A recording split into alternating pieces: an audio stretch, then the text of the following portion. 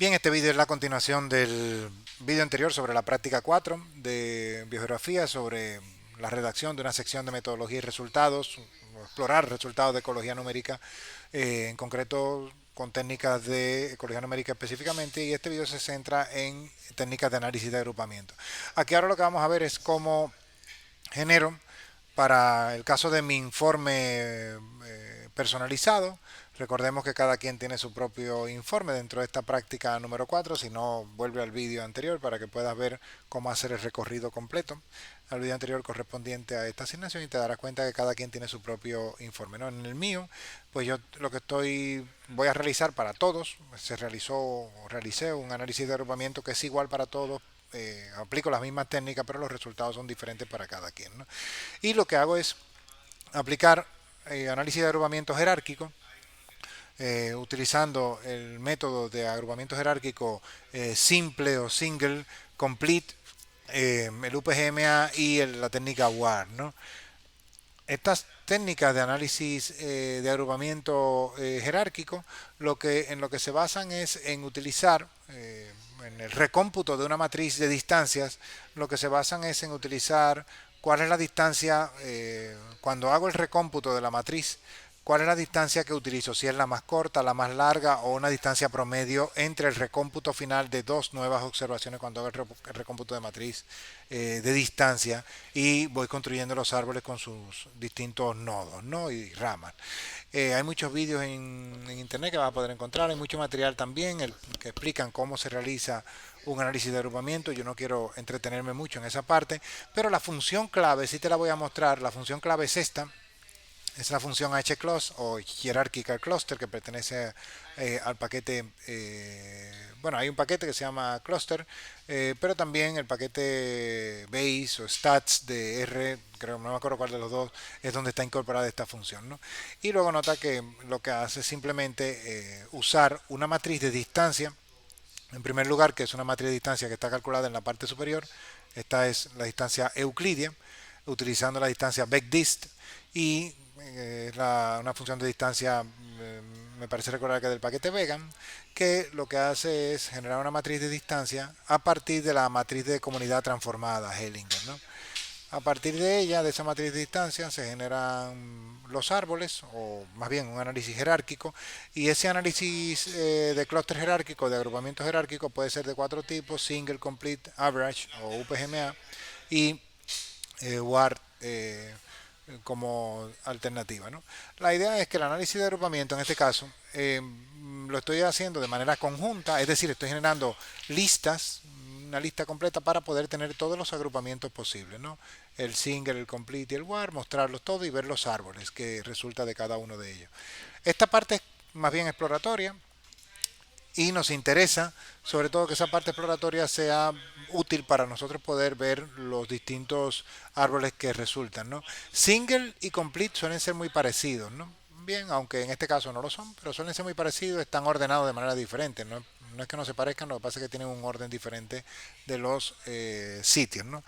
El análisis jerárquico lo que consiste es en agrupar los sitios o ordenarlos en árboles en función de su distancia entre ellos, y esa distancia va a depender de la composición de especies que tengan, ¿no?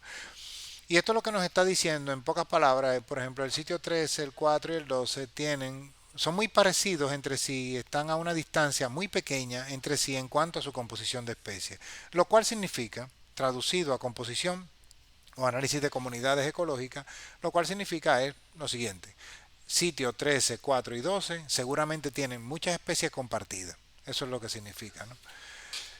Los demás, pues lo que varían es el cómo calculan la distancia al final, pero nótese que, por ejemplo, 4, 13 y 12 están también dentro de una misma rama, que están además en un nodo concreto, se separan en un nodo concreto en donde la altura es la misma para ellos, ¿no? Ese nodo tiene la misma altura, y en este caso pues está saliendo el mismo resultado consistente para single, complete y UPGMA. También con Ward, nótese que por ejemplo 13, 4 y 12 son sitios que son muy parecidos en el análisis. Lo pueden, si te vas en a la parte superior del informe y analiza los sitios 4, 13 y 12, verás que el sitio 4 tiene de las especies 6 a la especie 12 las comparte casi todas con el sitio 12 y las comparte también con el sitio 13. Casi todas, hay algunas que están ausentes, por eso no son exactamente iguales y que no están en el sitio 4, pero comparten muchas especies. Por eso el sitio 4 es muy parecido al sitio 12 y al sitio 13 en cuanto a su composición. Eso es lo que significa. Y eso es lo que está mostrando el árbol. Y el árbol lo que está haciendo es mostrándolo de manera resumida. Pues bien, hay una parte posterior, que es un análisis de anchura de siluetas.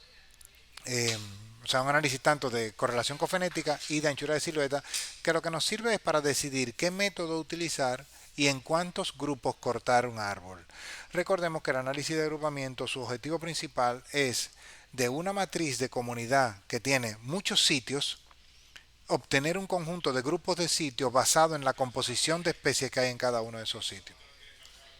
Entonces, la correlación cofenética lo que nos dice es, mientras más alta sea la correlación cofenética para un método en concreto, más útil es ese método. Yo normalmente no sigo la correlación cofenética como único método para elegir un árbol, yo sigo un criterio contrastado y sobre todo lo hago por tener un conjunto de métodos diferentes para poder hacer análisis de agrupamiento. El análisis de agrupamiento el análisis jerárquico basado en el recómputo de la distancia para obtener un valor de altura, lo que hace es utilizar, como decía antes, la distancia más corta, la distancia más larga o un promedio, ¿no? Esos métodos de análisis de agrupamiento jerárquico en lo que se basan es en un recómputo, mientras que el método Ward es un método que es completamente diferente. Se basa más bien en la similitud entre grupos y en concreto se basa en un análisis ANOVA. Es una forma completamente diferente de analizar la similitud. Pues bien, yo suelo utilizar dos métodos, o uno de estos tres o Ward. No suelo usar, si uso UPGMA no uso complete o single, porque se basan en una forma del recómputo muy parecida. Ward es un método que es completamente diferente a los demás y casi nunca obtiene una correlación cofenética alta, porque estos métodos están diseñados para obtener una correlación cofenética siempre muy alta. De hecho, UPGMA está diseñado para maximizar la correlación cofenética. Siempre que usemos la correlación cofenética como criterio para elegir un método de agrupamiento, nos va a salir que UPGMA es el mejor. Y por eso siempre es bueno tener un método de contraste como Ward, ¿no? Que está basado, como digo, en el ANOVA. Para datos que son de presencia-ausencia, yo he comprobado que el método Ward es realmente bastante útil, ¿no? Y el método de las anchuras de silueta para lo que nos sirve para saber en cuántos grupos cortar. Yo escribí una función para poder elegir tanto método como número de grupos de manera, digamos, eficiente. Y esa función al final lo que hace es evaluar los distintos árboles candidatos, como por ejemplo el UPGMA y el WARD, evaluar cuántos grupos salen como sugeridos u óptimos de acuerdo a anchura de silueta y elegir un método con un número de grupos que sea tanto el método como el número de grupos óptimo. También comparo los árboles anteriores con un remuestreo por bootstrap multiescalar que lo que ayuda es sobre todo a comparar si realmente los grupos son consistentes a lo largo de un remuestreo por el bootstrap, ¿no? El bootstrap es un método de hacer remuestreo de una muestra que realmente normalmente es muy pequeña, hacer remuestreo con múltiples permutaciones que lo que hacen es evaluar a distintos tamaños de muestra y por eso se llama multiescalar. Lo que hace es evaluar a distintos tamaños de muestra, sí, comparar árboles a distintos tamaños y ver si los grupos son consistentes en esas múltiples permutaciones que se hacen. Lo que nos está diciendo este análisis, en este caso para el método UPGMA, es que el grupo formado por los sitios 13, 4, 12 y por los grupos 5, 8, 11 tienen una probabilidad muy alta, al menos de un 90%, de ser un grupo único.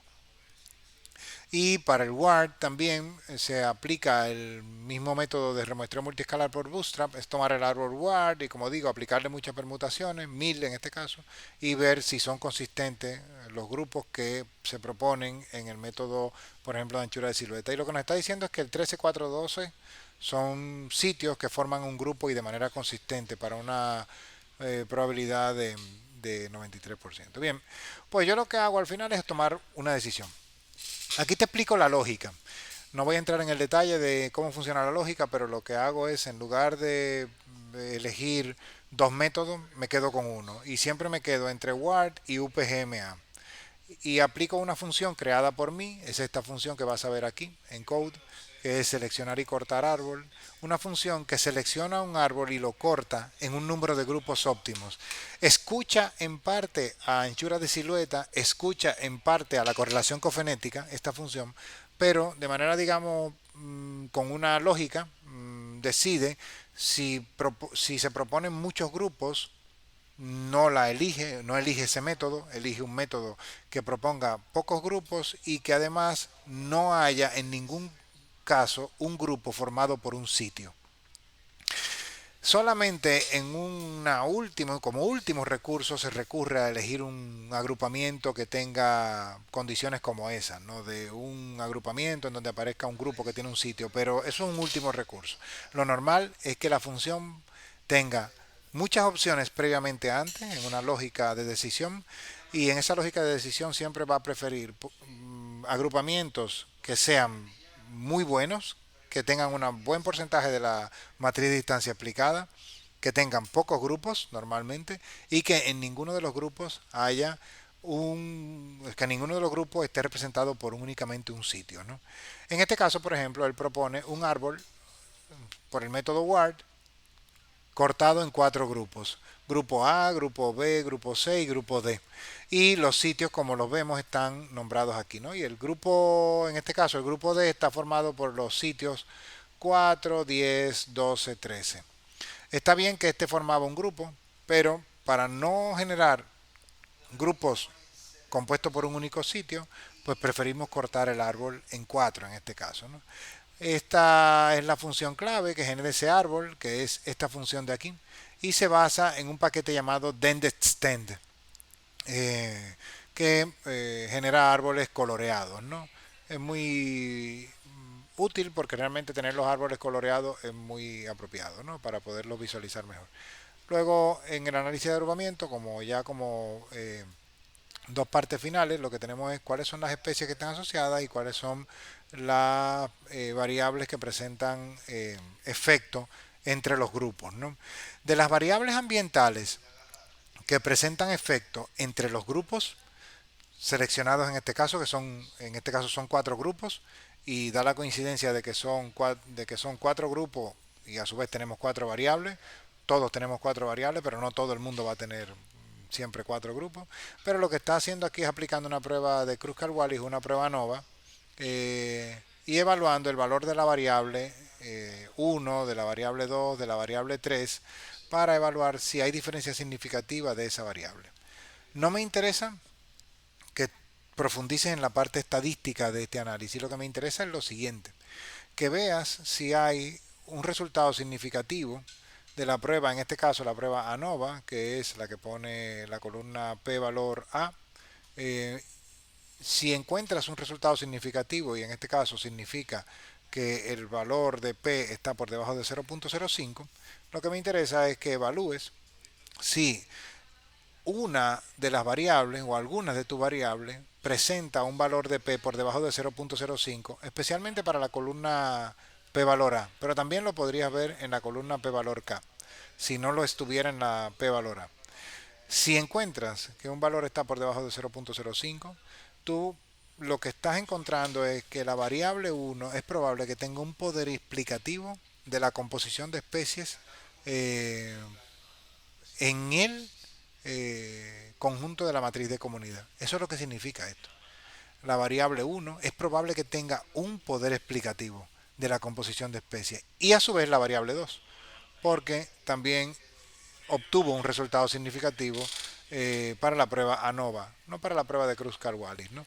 No quiero entrar en el detalle estadístico de esto y además también anoto que el valor de P, o en general todo el análisis de significancia, está en crisis, sobre todo porque muchas técnicas modernas ahora prescinden del análisis de significancia, pero aún así todavía es útil para este tipo de análisis, en donde la estadística inferencial, la estadística descriptiva todavía siguen siendo útiles. En ecología numérica todavía lo siguen siendo, y sobre todo cuando la muestra es pequeña, que no puedes usar técnicas de Machine Learning, y por eso en este caso te resulta bastante útil, ¿no?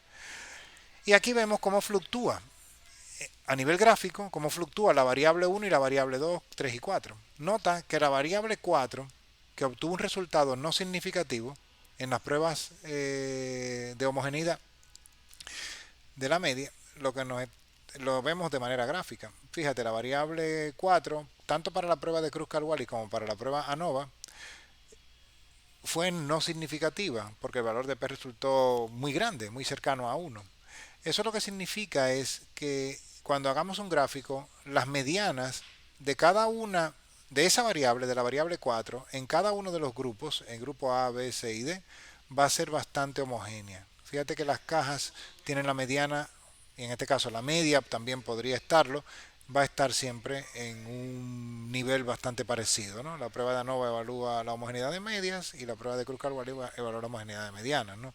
Es una prueba paramétrica la de ANOVA y la de Kruskal-Wallis es una prueba no paramétrica. No quiero entrar en mucho detalle en eso, simplemente que sepas que si una variable resulta no tener un efecto importante de su media o de su mediana a lo largo de grupos, eso lo que quiere decir es que cuando hagas el gráfico te vas a encontrar que los gráficos presentan una mediana bastante parecida a la misma altura, ¿no? Y ahora, la variable 3 no es significativa, es decir, no presenta efecto entre los grupos, ¿no? Pero aún así vemos que entre el grupo A y C no hay casi efecto ni entre el grupo C y D, pero entre ellos sí probablemente hay algún efecto. Por ejemplo, si hiciéramos pruebas luego ad hoc, por ejemplo, aplicáramos la prueba de Bonferrón y demás, podríamos darnos cuenta que probablemente, aunque aquí no hay efecto, podríamos encontrarnos que a pares, por ejemplo, entre A y B, hay una diferencia significativa en la variable. Pero no nos interesa, nos interesaba evaluar la homogeneidad respecto de todos los grupos. Fíjate que las únicas dos que resultaron significativas, es decir, que hay una inhomogeneidad de la media entre grupos, son las variables 1 y 2. Y sí, es verdad, variable, por ejemplo, 1 tiene en el grupo B un valor muy bajo. Y la variable 2 en el grupo A tiene un valor extremadamente alto y en el grupo D tiene un valor extremadamente bajo. Y hay una variabilidad importante. Nosotros aplicando una prueba de Bonferrón y una prueba ad hoc, post hoc, podríamos, dije ante ad hoc, una prueba post hoc, una prueba a posteriori, vamos a evaluar, si hacemos una evaluación nos vamos a dar cuenta que el grupo B y es el grupo más inhomogéneo entre la variable 1 y el grupo A es el más inhomogéneo entre la variable 2, ¿no? Finalmente, dentro del análisis de agrupamiento, una de las cosas más interesantes que normalmente se realiza es cuáles son las especies que presentan preferencia o fidelidad con determinados grupos. En este caso se usa la correlación punto biserial y la correlación punto biserial lo que hace es evaluar cuáles son las especies que son indicadoras, más bien indicadoras no, porque para hacer análisis de especie indicadora tendríamos que utilizar otro índice llamado INVAL, indicator value, y en este caso estoy usando la correlación punto biserial. Este índice lo que evalúa es preferencia respecto de grupos, ¿no? Y en este caso, por ejemplo, nos está diciendo que una de las especies, la especie 8, tiene aparentemente un cierto grado de preferencia por el grupo A. Las especies 10, 5 y 9 presentan un cierto grado de preferencia por el grupo B y la especie 7 presenta un cierto grado de preferencia por el grupo D.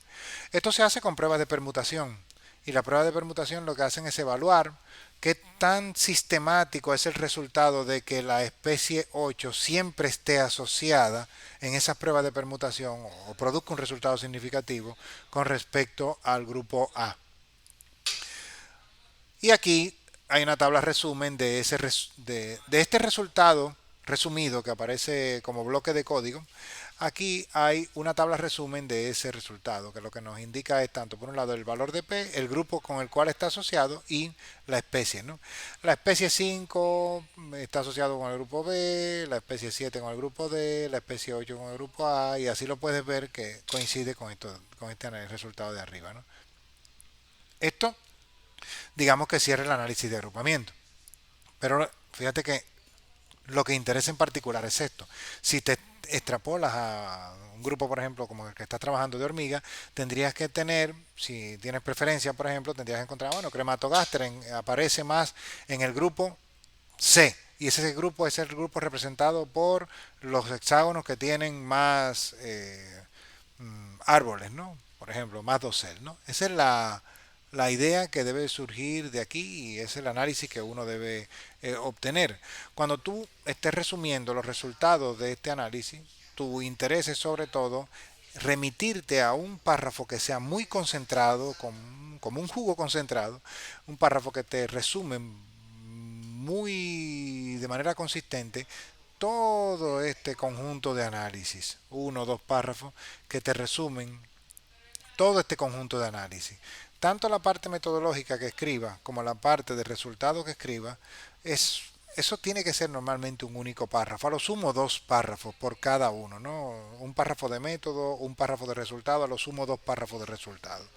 Y cuando tú los escribas, lo que tienes que hacer es intentar resumir en ese párrafo ese resultado que tú estás encontrando aquí, ¿no?